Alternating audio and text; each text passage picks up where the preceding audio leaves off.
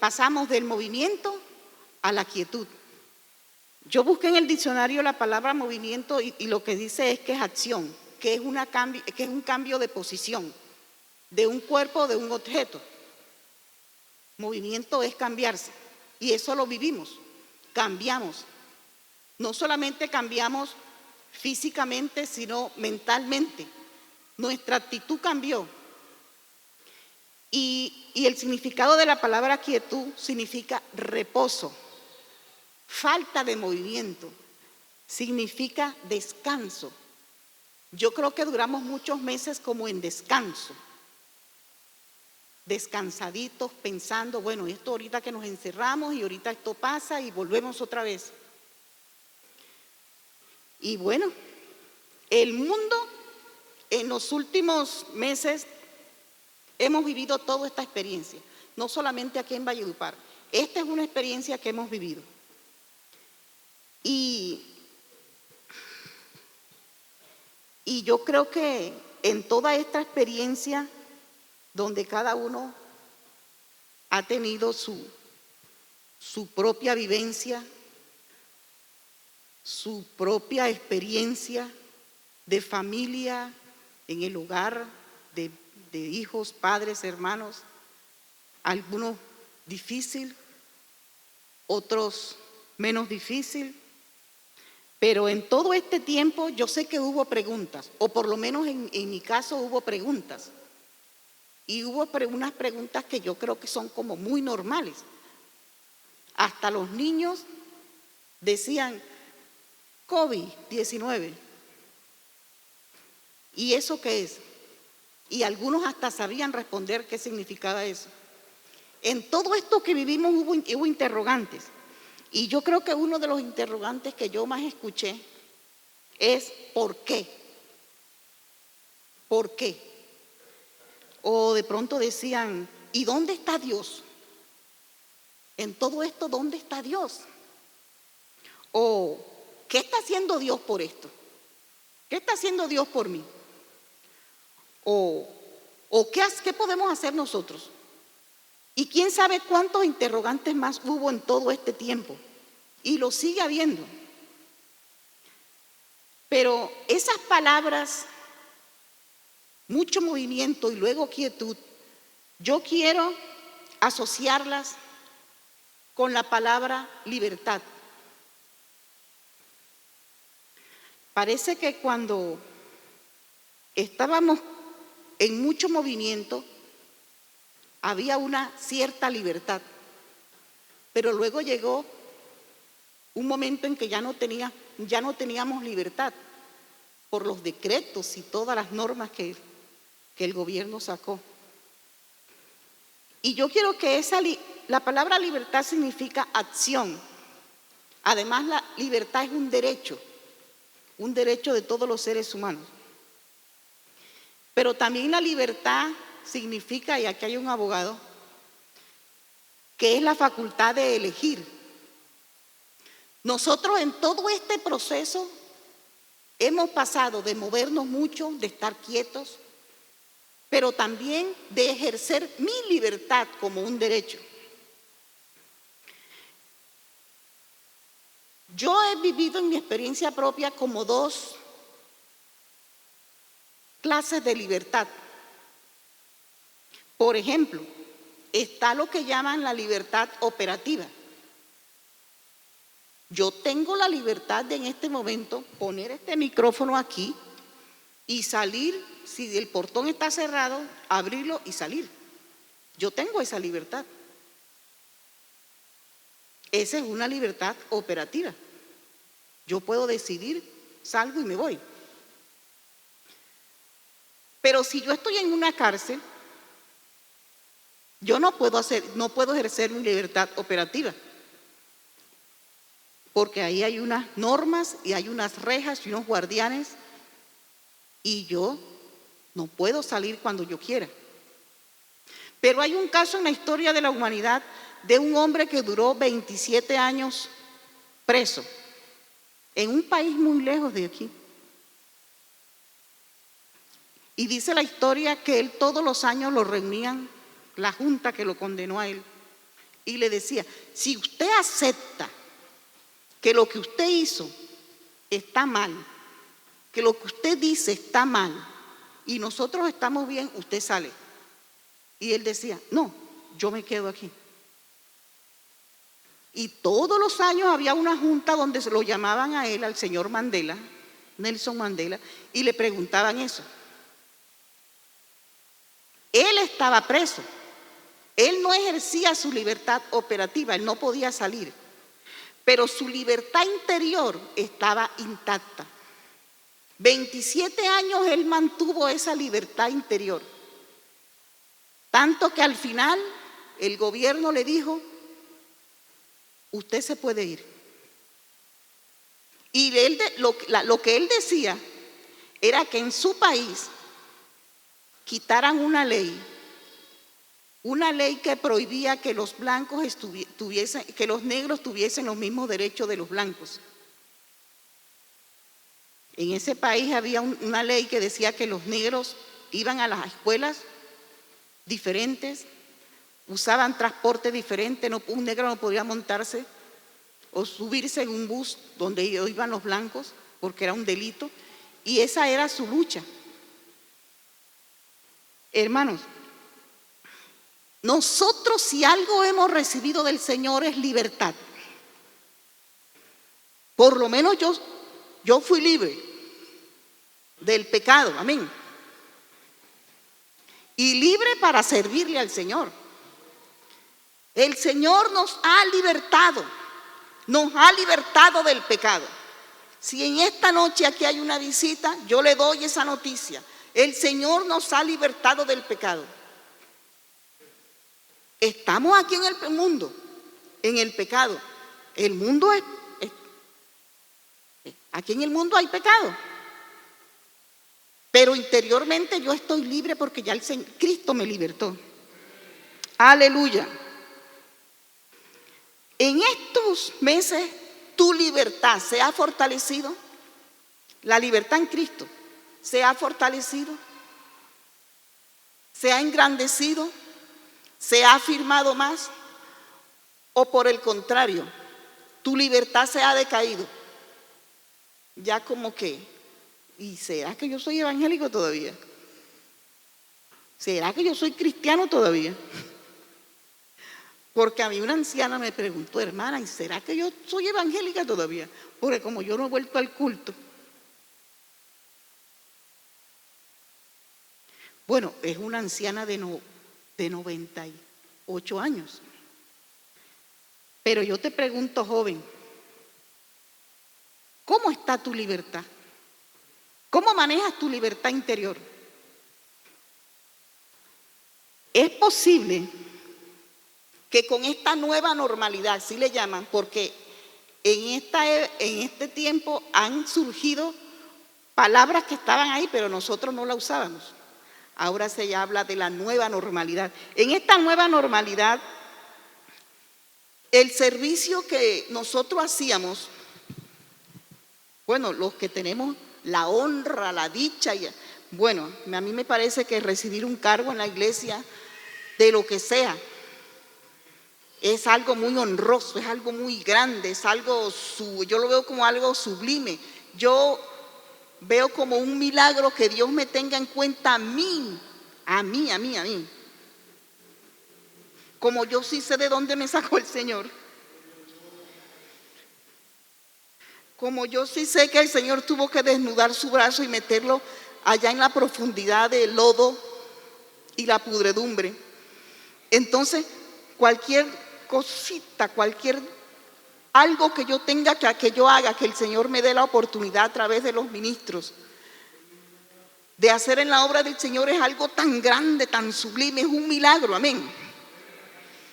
Entonces, en esta nueva normalidad, es posible que el servicio al Señor también se haya visto afectado, porque ya no es bueno. Si el cargo mío, el hermano Víctor Pertús era vigilante, iba a las cárceles a predicar, duró casi 10 meses sin vigilar aquí, sin cuidarnos a nuestros bienes, atender a los que llegaban. No sé si estará entrando a las cárceles. Todavía no, hermano Víctor.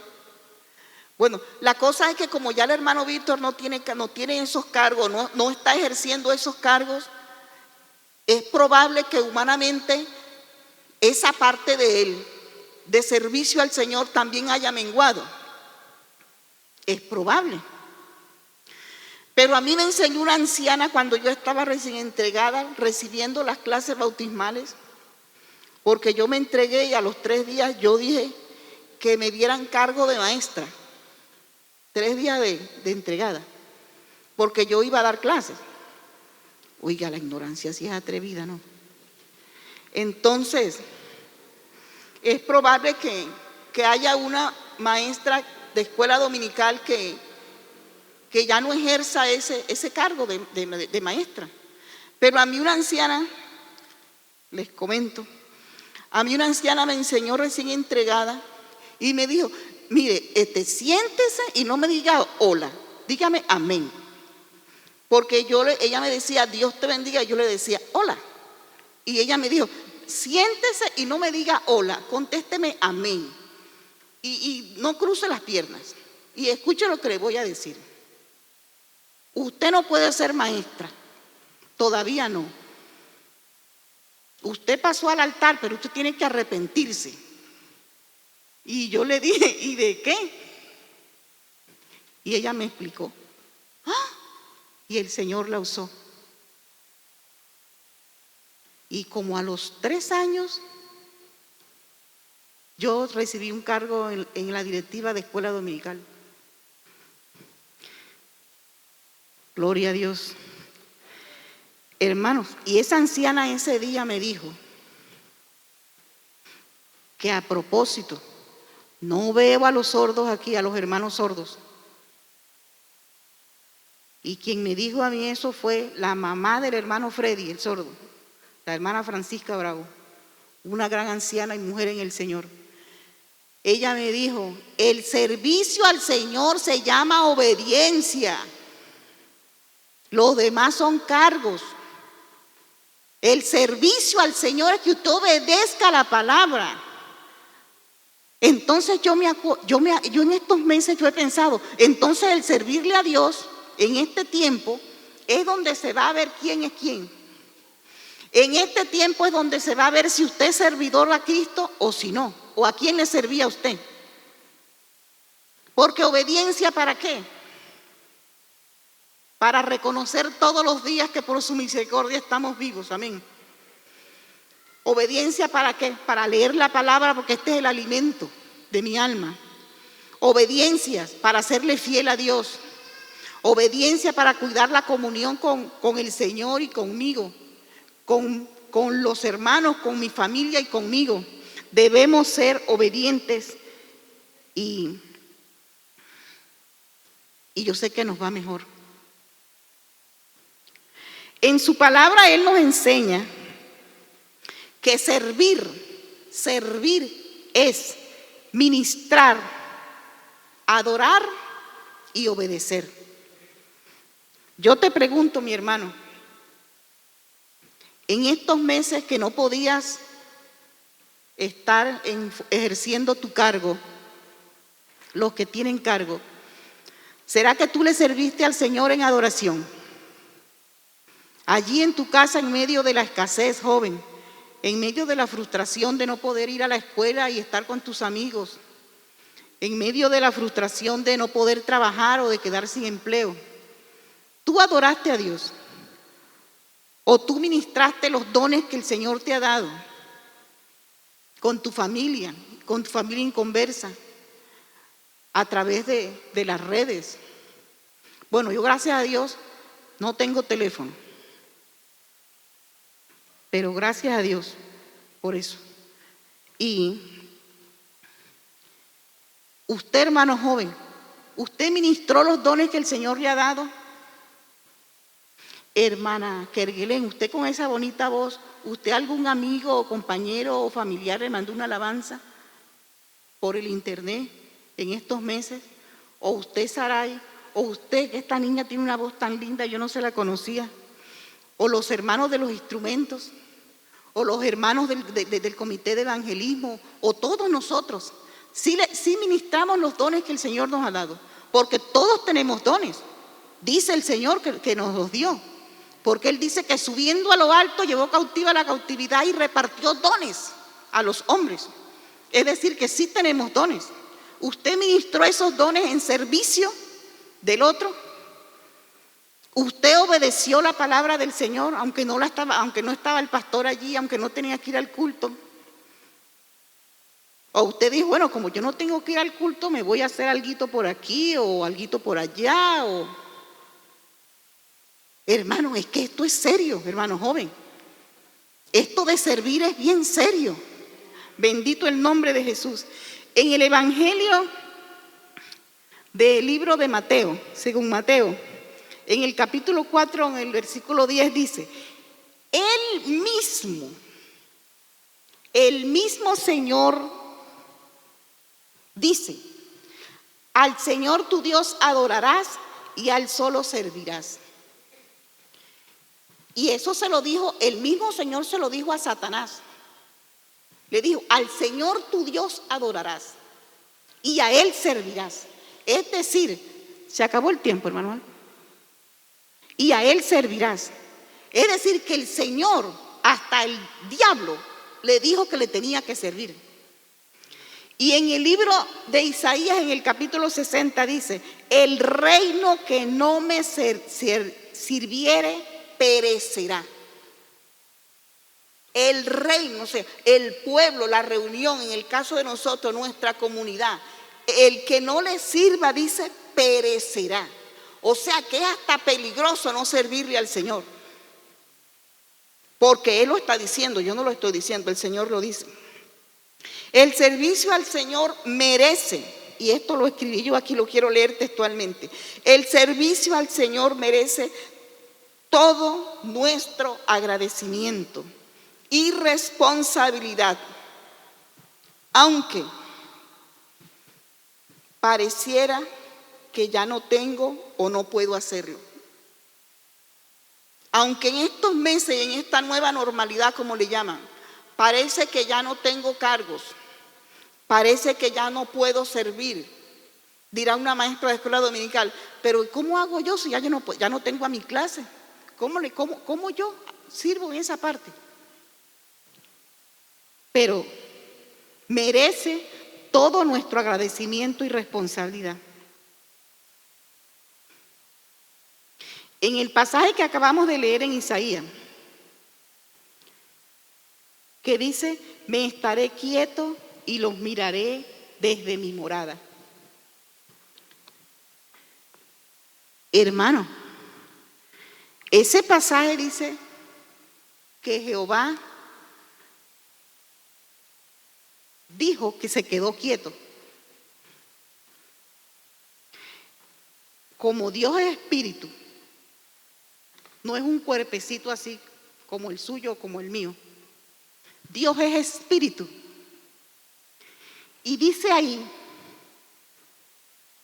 que Él dijo que se va a quedar quieto o que se quedó quieto, pero que nos estaba mirando.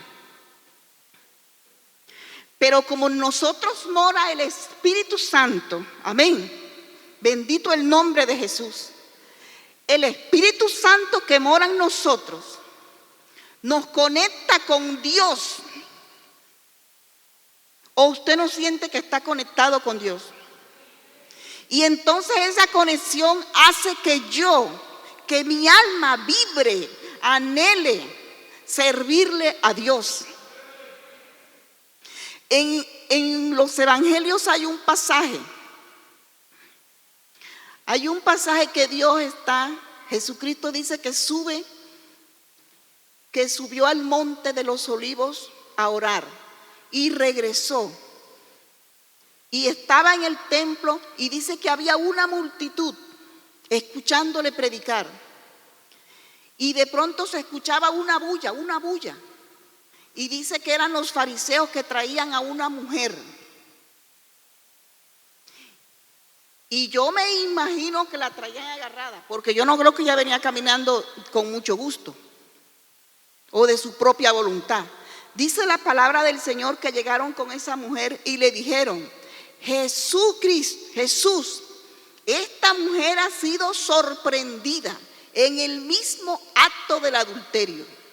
Y la ley de Moisés dice que hay que apedrearla hasta que se muera. Y yo me pongo a pensar, si estaba en el mismo acto del adulterio, entonces venía desnuda. O venía desnuda. Y nosotras las mujeres no tendemos a cubrirnos.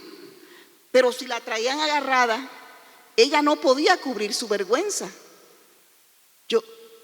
Yo me trato de imaginar la escena cuando uno se cubre, pero ella no lo podía hacer porque la traían agarrada. Y parece que ya le habían aplicado la sentencia, la habían juzgado y tenía la sentencia. Y juicio y sentencia, hermano. Ya tenía el juicio y la sentencia, ya estaba, morir apedreada. Pero yo creo que ellos venían haciendo mucha bulla. Y la gente que estaba ahí, me imagino que murmuró y decía: uy, pero ¿esto qué? Me imagino yo aquí, me imagino yo. Pero Jesús dice la palabra de Dios que él se quedó ciego, sordo y mudo. Parece, ¿verdad? Si usted lee ese pasaje, porque Jesús dice que tenía la vista en el suelo, escribía en tierra y no decía nada. Y esta gente diciéndole: mira, Jesús, la acabamos de sorprender. Parece que en ese momento Jesús no escuchaba ni veía. Y yo me pregunto, esa mujer avergonzada, maltratada, porque no creo que la hayan traído diciéndole: venga, señorita, camine por acá, por favor. Yo me imagino que la empujaban. Yo me imagino que le daban duro. Yo he visto varias escenas aquí en Sabanas del Valle cuando agarran a un ladrón mototaxista. Y yo me imagino, yo he visto cómo le han pegado. La gente se enfurece y se convierte en juez y le da la sentencia. Y estos fariseos decían: hay que apedrearla. Y esta mujer venía así y Jesús estaba, ni oía ni veía y escribiendo. ¿Y qué pensaría esa mujer? Si con la golpiza que le venían dando, me imagino yo, le quedaba un momento para pensar en algo. Yo me imagino que sí lo miraría y le diría: ayúdame. O quizás a quién gritaría a ella que le ayudara. Pero Jesús habló y ni siquiera se levantó del puesto, se quedó ahí quieto, sentadito. Pero él dijo: el que esté libre de pecado, que tire la primera piedra. Aleluya. ¿Y saben qué? Que dice la palabra de Dios que se fue toda la gente y quedó la mujer. La que estaba sentenciada a muerte quedó ahí. Y quedó Jesús, el dador de la vida, el que no nos juzga, el que todavía en este tiempo de la gracia está para perdonarnos y para ayudarnos. Y le dijo: mujer, ahí levantó la vista, ¿dónde están los que te acusan? Y ella dijo: se fueron. Y él le dijo: ni yo te acuso. Aleluya. Hermano, recibir y experimentar el perdón de Dios en la vida de uno que ha sido pecador, sucio, inmundo, es lo más grande y lo más glorioso. Y mi vida, lo poquito que me queda o lo mucho que tienes tú de vida, joven, regálaselo al Señor. Regálale tu mente, tus pensamientos que sean para Cristo. Tu alabanza y tu adoración que sea para Cristo. Tu caminar, cuando vayas caminando, honra a Dios con tu caminar. Y ahí le sirves a Dios.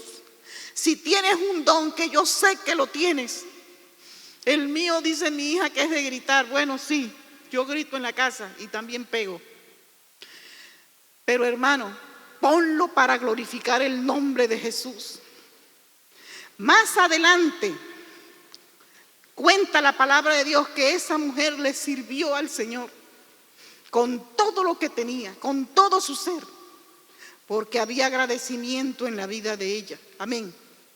Y en esta noche es un momento especial para que tú, joven, allí donde tú estés, le digas: Señor, aquí estoy yo para servirte. Ah, verdad que servir es adorar, que servir es alabar y servir es obedecer. Hazte un propósito en esta noche. Hazte un propósito de servirle a este Dios bueno, aleluya. A este Dios bueno, porque sí que es bueno, amén. Porque es bueno, es muy bueno. Yo hace unos días hablaba con una hermana. A mí me gusta contar historias, porque yo sé que el cerebro es un cerebro que se adapta. No, por ahí dicen que la inteligencia artificial y que somos un computador. No, nosotros no somos computador. Nosotros tenemos un cerebro natural que nos hizo el Señor. Y nuestro cerebro comprende las historias, es un procesador de historias. Yo no tengo nada en contra de los ingenieros, pero algunas cosas no las acepto. Me contaba una amiga que ella tuvo una experiencia linda en estos meses, donde estaba enferma con todas sus niñas y sola, el esposo estaba viajando, y ella dice que lo único que pudo hacer fue decirle: Jesucristo, ayúdame. Y parece algo muy sencillo, ¿verdad? Pero ella me contaba a mí y hasta sus ojos estaban como llenos de lágrimas. Y ella decía que ese Jesucristo, ayúdame, le salió allá de lo profundo del alma. Y hermanos, ¿saben qué? Que Jesucristo la ayudó. Porque ella y sus niñas tenían COVID y estaban en la casa todas. El esposo no estaba y Dios hizo un milagro. Y de pronto eso no se cuenta ni se sabe, pero en estos meses Dios se glorificó. En mi vida Dios se glorificó. Yo sé que en la vida tuya Dios se glorificó. De pronto no te diste cuenta, pero tú puedes recordar. Y en estos 10 meses que pasó, el Señor me guardó, el Señor me ayudó, el Señor me proveyó, así sea de una comida al día. El Señor ha sido mi provisión, el Señor ha sido mi guardador, porque Él es bueno. Porque Él es bueno, aleluya. Yo quiero que usted, joven, incline su cabeza allí si no puede levantarse. Y vamos a orar. Yo quiero que el hermano Manuel me ayude a orar. Y el hermano Enrique desde allá. Y el hermano Víctor, ayúdenme a orar por la juventud de los fundadores. Porque necesitamos una juventud fortalecida en el Señor, amén. Una juventud que cree, que sigue creyendo que Dios es bueno, que Dios es bueno, que Dios es muy bueno, aleluya. Oh Señor Jesús, oh Dios de la gloria, esta juventud preciosa, Señor. Oh Cristo Jesús, guárdales, mi Dios. Sé tú su ayudador, Jesús, sé tú su ayudador, Señor. En cada situación que esté viviendo cada joven, cada adolescente, Cristo. Oh Jesús, gracias mi Jesús.